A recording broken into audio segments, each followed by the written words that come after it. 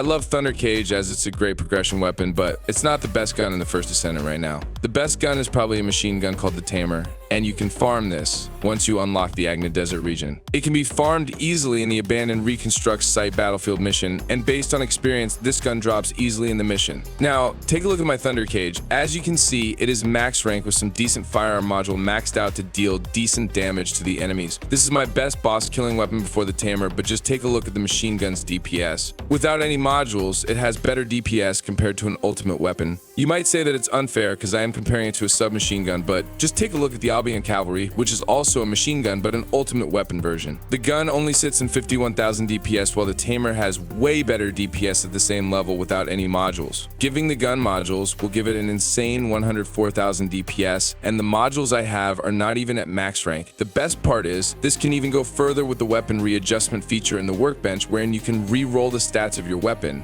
In my case, I have weak stats for my Tamer right now, and I'm planning to re-roll this soon. I am aiming for firearm attack damage, weak spot damage, and bonus damage against Colossus. The critical hit may be a good start, but it won't help this gun as a low base critical. It could be a secondary stat, but I'm focusing now on making this gun the ultimate void intercept boss killer. The best part about this weapon is it has decent ammunition pool, and it's a general rounds weapon, which makes it easier to restore its ammo even in void intercept boss fights. The only problem though is that the gun's reload speed is slow and it feels heavy using the gun, which is expected for a machine gun. Your movement feels slow while aiming, and you might want to pick your spot in spraying this weapon. There's also the option to just use tank descendants like Ajax or Freyna to face tank void intercept bosses and just melt their health with the Tamer. The name really suits this gun as it can tame big bosses in the game. It's a great gun even against the Pyromaniac boss that has a damage reduction against gun. There was one run with the Pyromaniac at random, but we all have the Tamer as our weapon. It was run with Jaber, Ajax, Bunny, and me playing as Freyna, and the health of the Pyromaniac just melted so fast that it didn't even enter its rage phase. I strongly suggest that you farm this weapon now, and if you need Kuiper shards, and as well as that control axis enhancement material to re-roll your stats, then don't worry fam, as I got you covered in the next video. Thank you so much for watching, and we hope to see you again in our next video. Squad Leader, signing off.